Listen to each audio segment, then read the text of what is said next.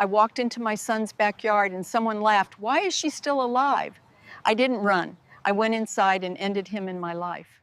I heard it with my own ears. Why is she even still alive? The laugh that followed was quiet, sharp, like glass breaking inside me. I stood behind the wooden gate, holding a dish of peach cobbler, still warm and sweet. My hands did not shake. Not yet. I did not walk away. I pushed the gate open and stepped through, pretending I had heard nothing. I walked past the string lights, past the picnic tables, past faces that looked away. No one called my name. No one looked up. But I kept walking. The air was thick with smoke from the grill and the sound of clinking glasses. Everyone looked happy. Too happy. Like a painting. I set the cobbler down on the table, right in the center, where no one could miss it. But no one reached for it. They kept talking and laughing, as if my dish was invisible, as if I were invisible. I smiled, even though I could feel that smile stretching too far, like it didn't belong to me anymore. Inside, my ears burned with the memory of those words. I took a seat at the edge, where the shadows spread across the grass. I watched the people I had known all my life. I noticed how their mouths moved, how their eyes slid over me. Their voices sounded like knives wrapped in ribbons, kind words on the surface, sharp underneath. I wondered how long they had been saying these things. Was it just tonight, or had it been years? The laugh still echoed in my head. Not loud, but deep enough to cut. I remembered other times when it felt like I wasn't really there.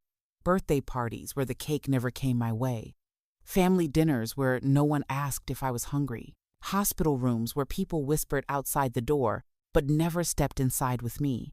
I used to think it was nothing, that maybe I was too quiet, too easy to forget. But standing here now, I understood. They didn't forget me. They wanted me gone. The cobbler sat untouched. The steam faded until it looked cold and dull. Just another thing left behind. It hurt in a way I couldn't explain. That dish had been made with care, with sugar and butter, by hands that still believed food could make people kinder. But no one reached for it.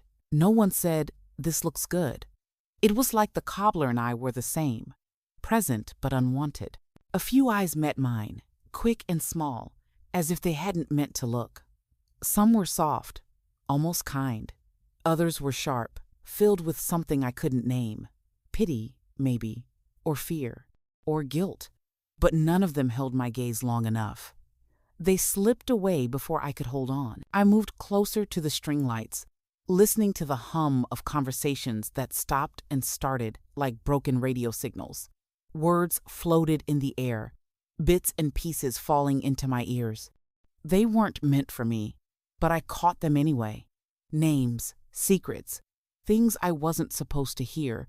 Every fragment added to the weight pressing on my chest. Memories pressed back too, heavier than the night. Times when trust had been broken. Promises that had vanished. I thought about the day I stopped believing their smiles. The day I realized family and friends could hurt worse than strangers.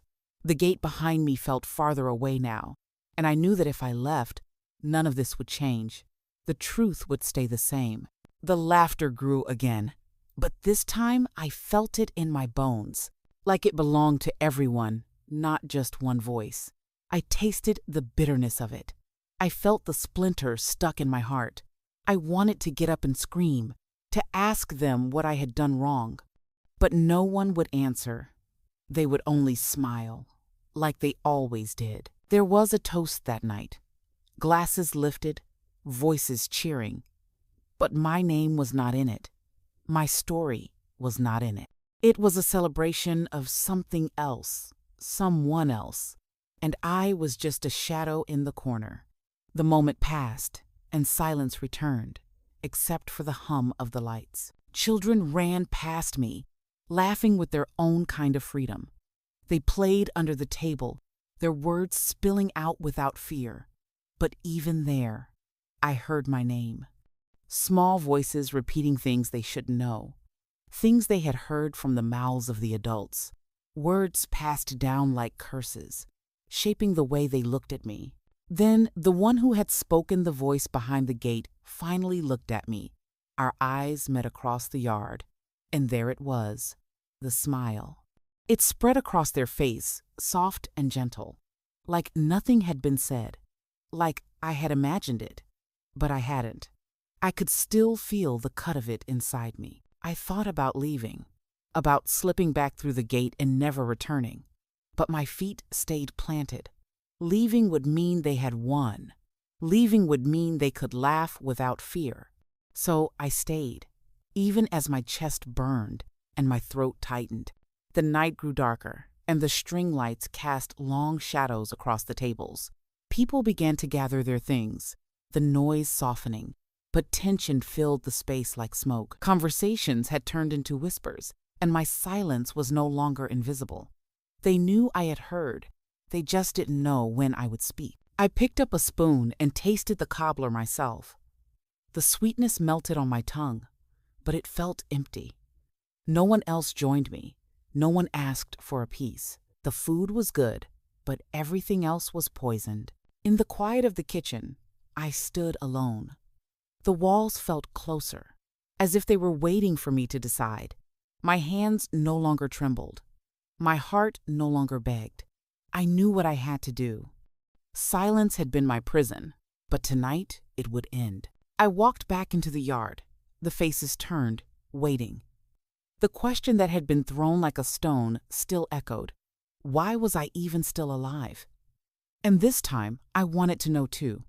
I wanted to hear it from their mouths, with no mask to hide behind. The gate stood open, the same gate where I had first heard the words. I looked at it, at the dark space beyond. I could leave, I could vanish, but I didn't move. Not yet. For the first time, the choice was mine, and I would not close the gate, not this time.